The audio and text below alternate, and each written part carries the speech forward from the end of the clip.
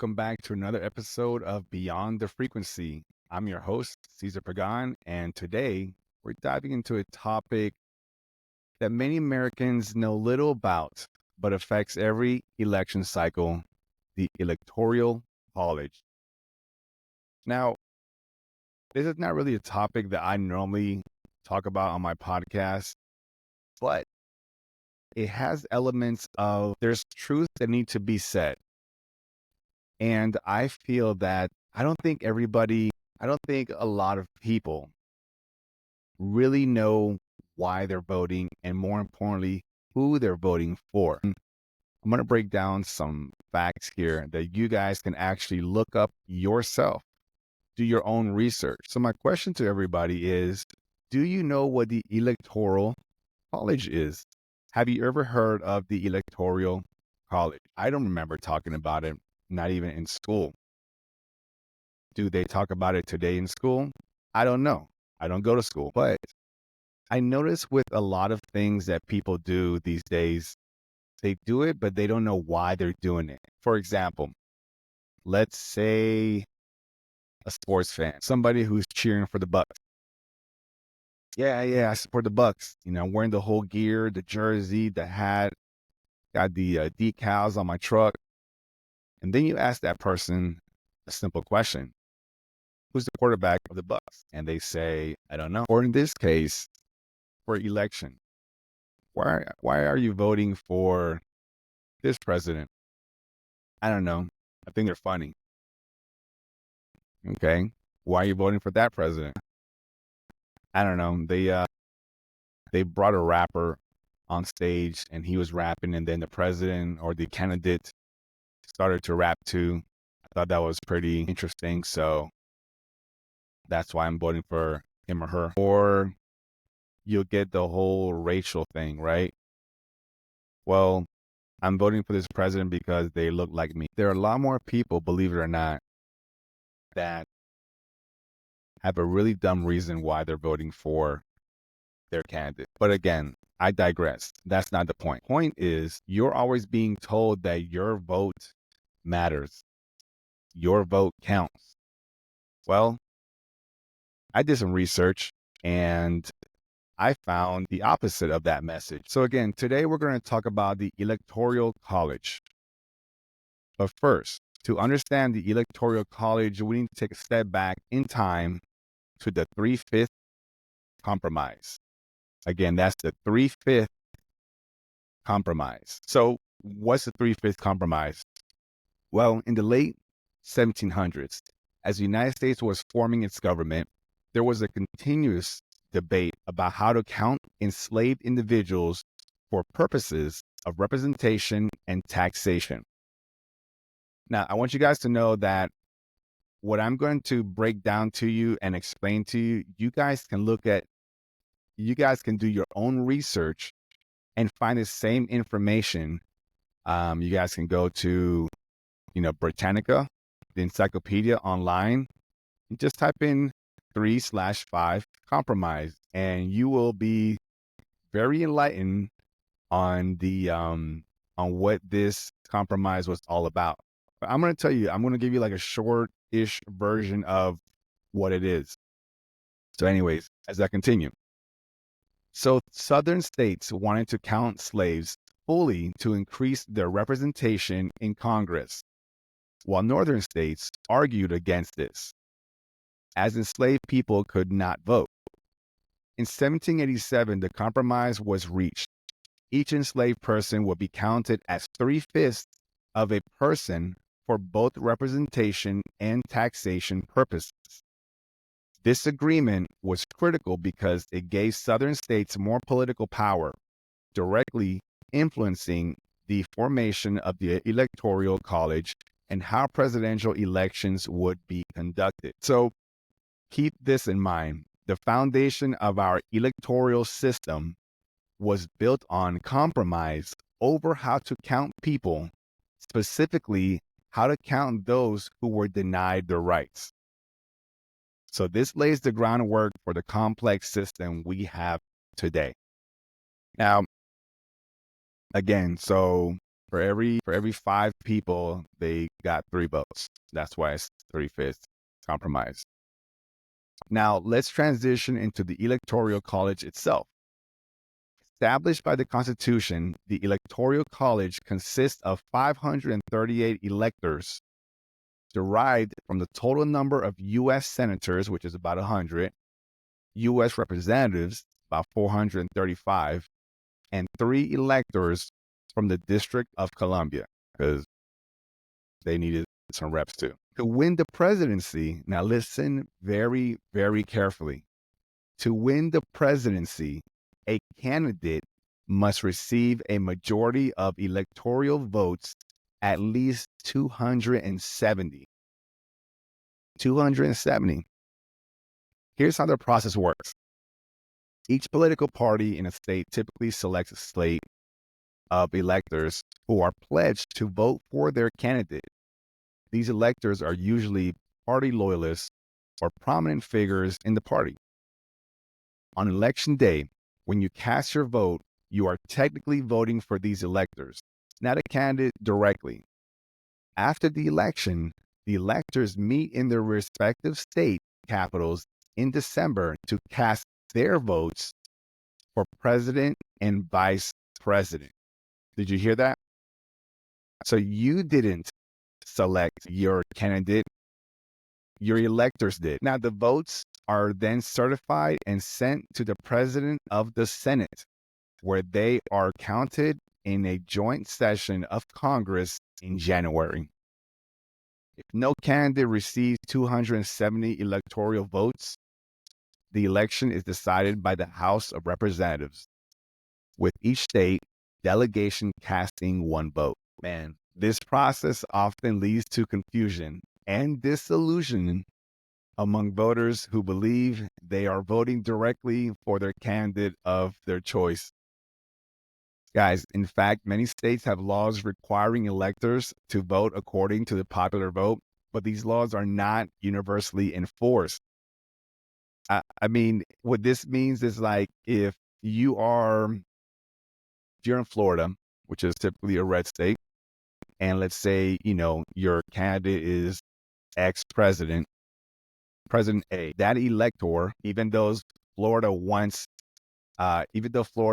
with the majority of votes says, we want this person, we want candidate A, that elector can just say, nah, I want to vote for the other person. Just like that. So just think about this. If there's 1 million people in Florida that voted for candidate A, I mean, all of you that have voted or are going to vote, you have an idea what that process is. You got to commute there. You got to wait in line. There's a whole process, right? And then you slip in that vote and it really doesn't matter. It doesn't matter. Why?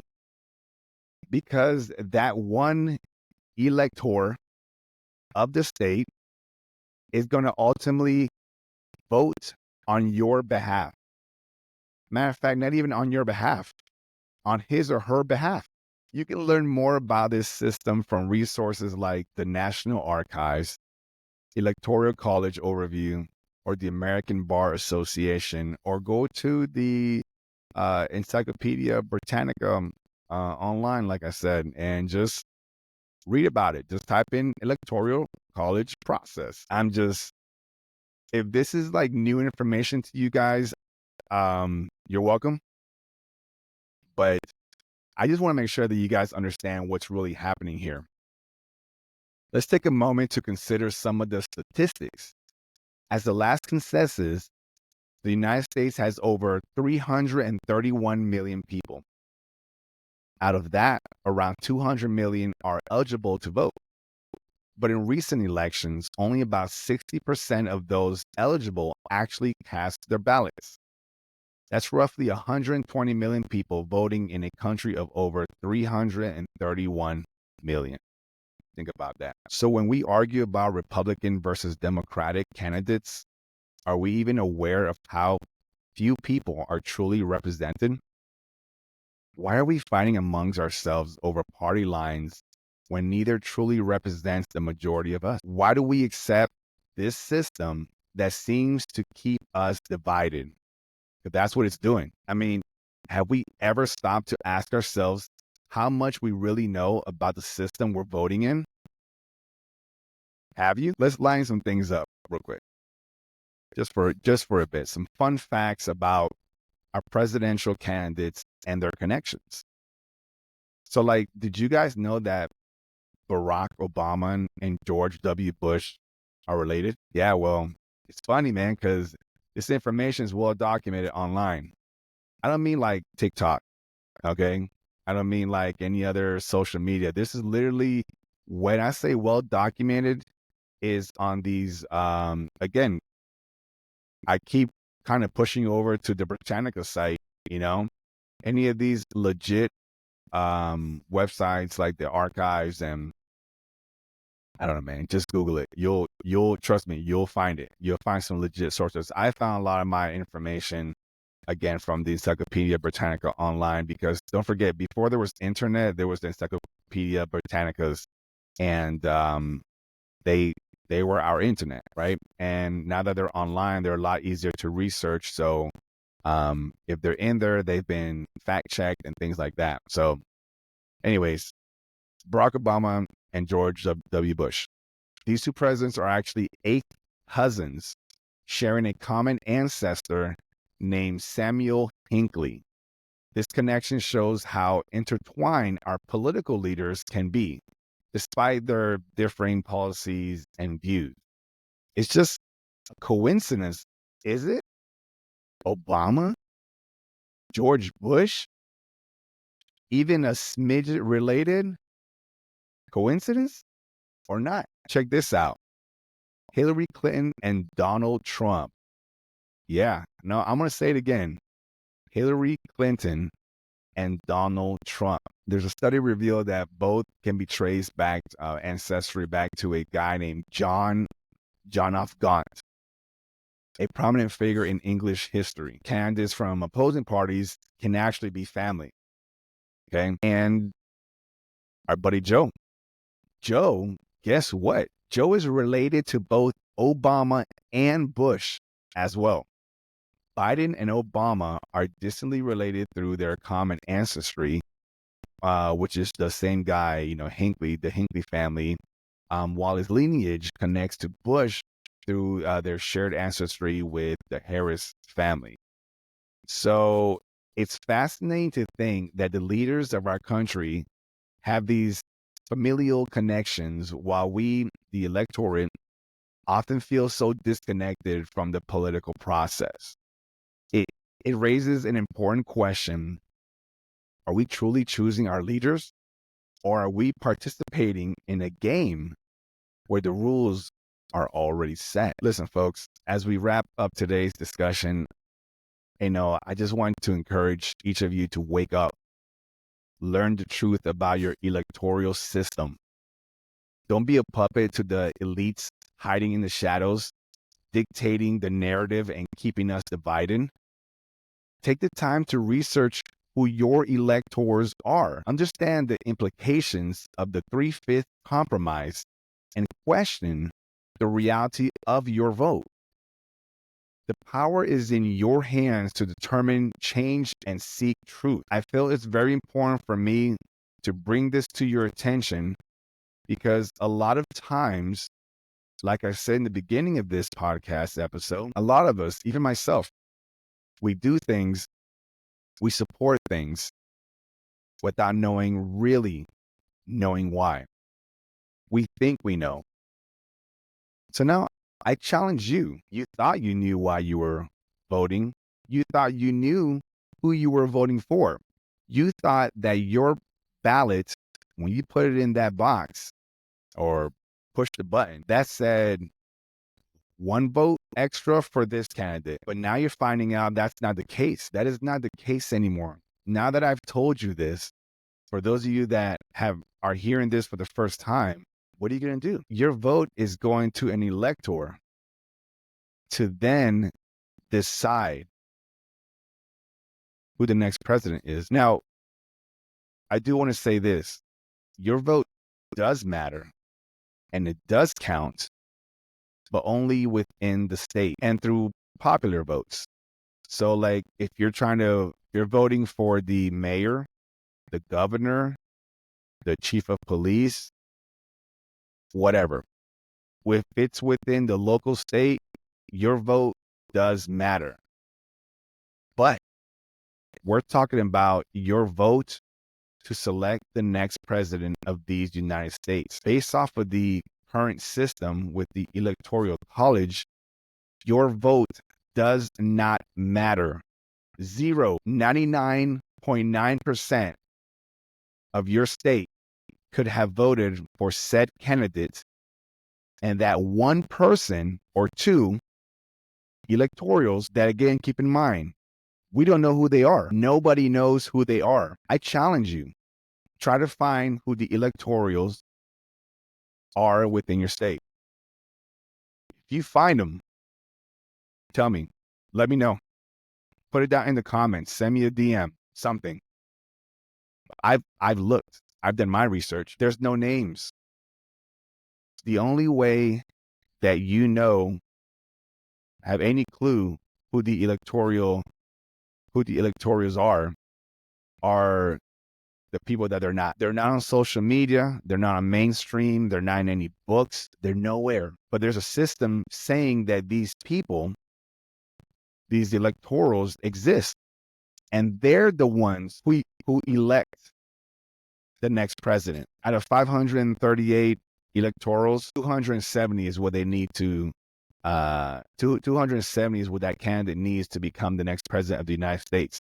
Looking back at the numbers that I gave you, out of 300 and let's say just 300 million plus citizens, even if 1 million people voted, even if 500 people voted, only 270 American citizens choose who the next president of the United States is. Only 270 people elect the next president of these United States. And it's based off of who they want. Because remember, I read it to you earlier.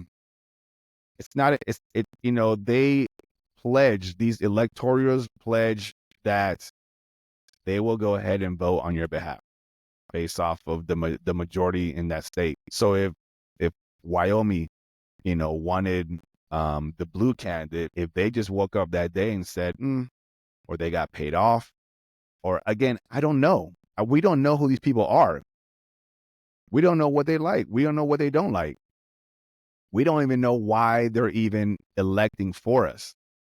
Matter of fact, until just now, you didn't know why they're electing for us. Before you go, if you found some appreciation with this new knowledge that's been passed on to you, or maybe you knew about it and you forgot, and I just reminded you, you're welcome. All I ask is like this video, subscribe it, and share this episode with anyone who you think could benefit from this information.